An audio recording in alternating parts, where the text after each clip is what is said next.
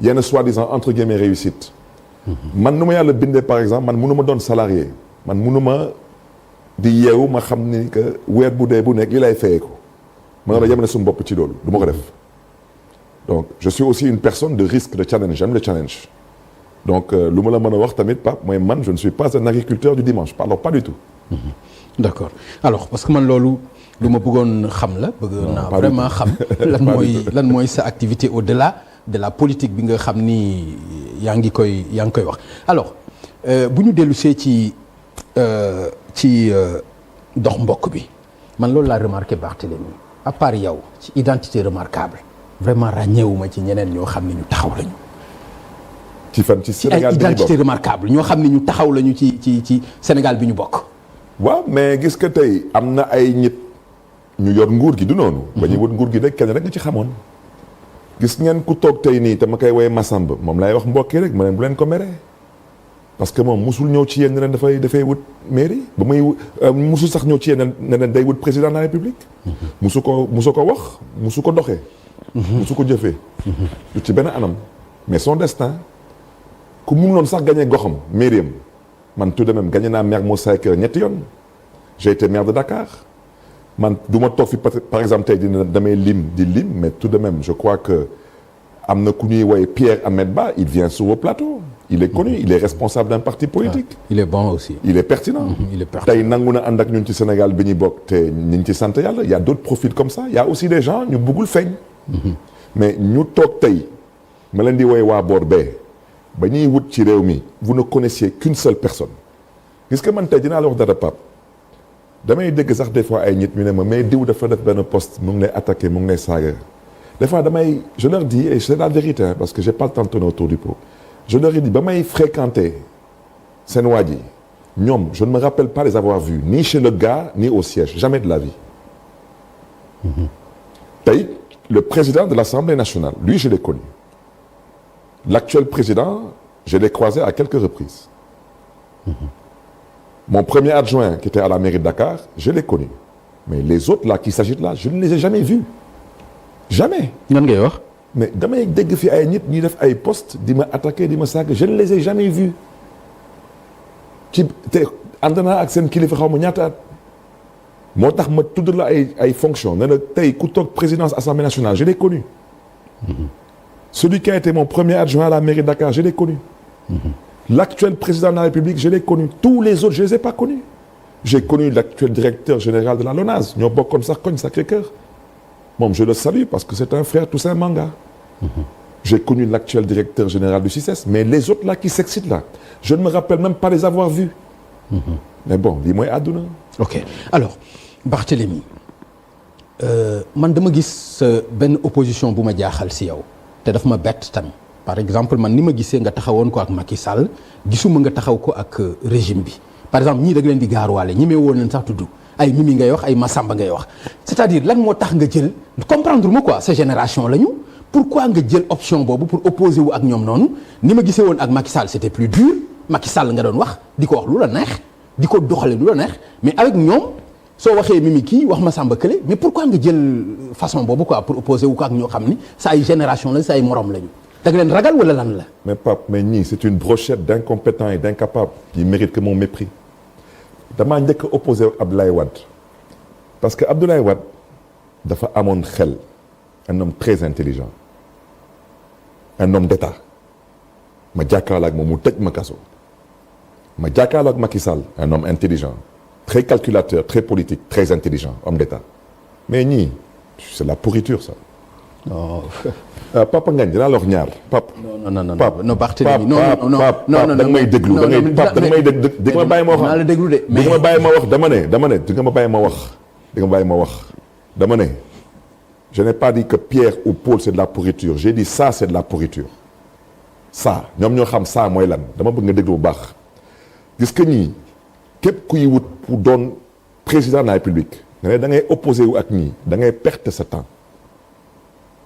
gis que ñii ñoom ñu ngi opposé seen bopp ñu ngi lekkante seen biir et ils font un excellent travail bu ñu leen yàqal nañ leen ñaanal bu leen kenn yàqal ñun au niveau de Sénégal bi ñuy bokk la seule chose qui nous intéresse mooy à travers un discours ci waxin ci jëfin ci taxawaay ci doxalin mooy ñu mën a dalal xelu askan wi en étant une alternative crédible wax sénégalais li ñu mën a dégg wax leen yéene bu ñu am ci ñoom ak cofeel bu ñu am ci ñoom ak lan nañu bëgg a def ak ñoom bés bu ñu yàlla dénkee Sénégal mais nekk fii di wax ci ay nit ñu nga xam ne ni wax dëgg yàlla ku dul fooyee xelam yow mii di nga xam ne ni que ñii ku am yaakaar ci ñoom wax dëgg yàlla wala ñitewoo wala yow gëmoo yàlla parce que wolof Njaay nee na cin su noree neex su baxee day xeeñ gis ngeen président Abdoulaye Wade bu muy am ñaari at ci boppu réew mi daf ko féete président Macky Sall bu muy am ñaari at ci boppu réew mi dafaa tànn béer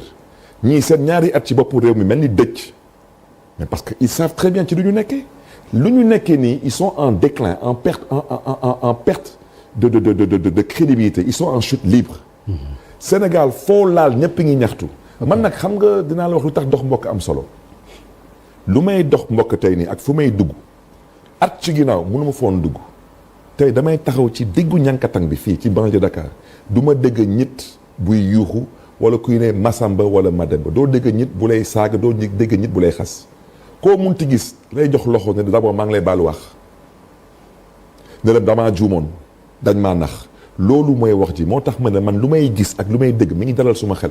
d'accord alors Barthélémy dama lay déglu comme ni nga ko bëggee y a pas de souci mais man aussi il faut nga jàppale ma ci li ma lay laaj voilà non il faut nga jàppale ma aussi ci li ma lay laaj c'est-à-dire li ma la laaj dafa leer dama ni c'est-à-dire pourquoi nga bëgg a dëkkee ak ñoom gaaruwaale pourquoi c'est-à-dire da nga leen ragal wala lan moo xew.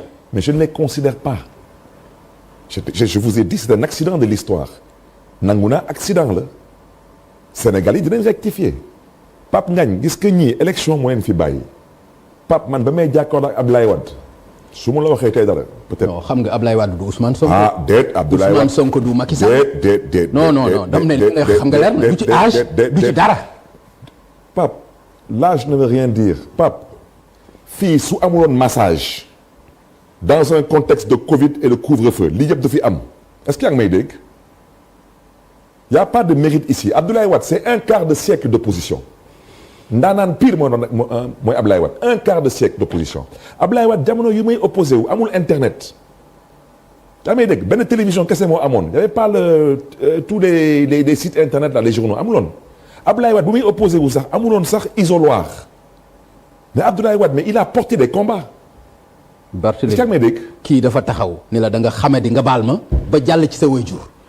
ah Pape. c'est-à-dire kii dafa taxaw yow affronté la. ah Pape. non loolu fi lañ fekk wala fekkuñu fi. Pape est-ce que mën nga ma dégg. non mën naa la dégg mais waaw Pape Ngagne xam nga man ak yow dañu xamante. ok yaa ngi may dégg. ça c'est clair. damay bañ Sénégalais yi di ma xeeb pour une personne qui n'en vaut pas la peine je t'ai dit que tout ça c'est de la pourriture qu'est-ce que tu comprends dans ce que je dis c'est de la pourriture man du ma lekk mbalit je consomme pas ça moi tu parles à Barthélémy Diaz moi je cherche à être président de la République du Sénégal je m'adresse aux Sénégalais je ne consomme pas de la pourriture te nee naa la ay wóojuram kenn ki génn na àdduna yàlla na ko yàlla xarit ci àjjana yu gën a kawee te wóojuram bu jigéen lu mu bon bés jox naa ko wàccuwaayam du moo ko mës a manquer respect pour ça une fois de plus pour ça je parle pas de ça te lu ma la wax du daña ce n'est pas encore fini du xam nga dinaa wax dara bugguma sore ci wax ji am na ku fi taxaw ne Abdoulaye Wade soit Macky Sall sax soi-disant Macky Sall dafa daw xaw ma lan dafa daw ñoom nañu góorgóorlu ba bés bu seen nguur di jeex bu fi kenn génn nañ taxaw fii di nga xam est-ce que man ragal laa am déet. non mais. ah kay da ngay wax ma tontu la non mais non. da ngay wax ma tontu la. non déglu rek déglu ma wax la parce que lu fi jot a am ci ay ñaawteef te attewuñu ko si vous pensez que tout ça va passer pour perte et profit vous trompez lourdement. La dernière fois je vous ai parlé de l'assassinat de l'étudiant Abdoulaye Ba à l'université il n'a pas glissé sur une peau de banane ok maintenant chacun n'a qu'à interpréter les choses comme il le souhaite yow mii am nga doom man am naa doom mettons-nous à la place de ces parents qui envoient leurs enfants à l'université ñu woo la téléphone ne la sa doom génn na àdduna loolu mais kooku yow man suma doom yi ñu ngi université États-Unis mais xalaatuma ñu ne ma am na manifestation université ay takk der dugg nañu mais ça c'est pas compréhensible ensuite nit ñëw taxaw jàkkaarloo ak caméra taxaw ne si c'était à refaire je le refais man maa joxe ay ordre et vous croyez que ça on est mais il faut qu'on apprenne à respecter les Sénégalais tout de même. menacé wu ma kenn nag moo tax ma la Pape Ngagne wax dëgg yàlla avec tout le respect que je te dois Sénégalais xam nañ ma moi je n'ai plus rien à prouver dans ce pays en termes de courage. j'ai 50 ans tey yow ba nga may xam j'avais peut-être 32 ans 33 ans man ba ma lay xam yow ñu nga doon def ay émissions tey tu ne le faisais pas comme ça à l'époque bon mais gis nga àdduna daal nii la yàlla bindee doomu aadama wante lu ma la mën a wax mooy ça là je consomme pas ça waaw. d'accord alors man ba léegi dama nekk ci sama li may wax yaa gën a xam c'est-à-dire non man raag bi pourquoi nga daw ko pourquoi nga daw ko mais Pape bàyyi naa raag pourquoi nga daw ko da nga gis da nga jàkkaarloo ñu la daxa raag loo jaay ñu jënd ko Pape bàyyi naa raag ok d'accord donc leer na non kon leer na non leer na non c'est bon alors loolu rek laa bëggoon dégg alors léegi li ma bëgg ñu ñëw ci mooy yaa ngi daw mais Barthélémy est-ce que ci wàllu yoon élection bu nekk ci suñu kanam di nga ci mën a bokk waaw wala déet. mais bien sûr que oui non éligibilité bi. mais bien sûr que oui non xam nga li la jëlee assemblée jëlee la. maa tey moo fa jëlee et toi tu le sais très bien que maa tey moo fa jëlee. mais maa tey boobu mën na la bañ a def candidat. Pape bu dee maa tey moo la fa jëlee yaa ngi rey sa bopp. di dugg fu nekk est-ce que jàpp nga.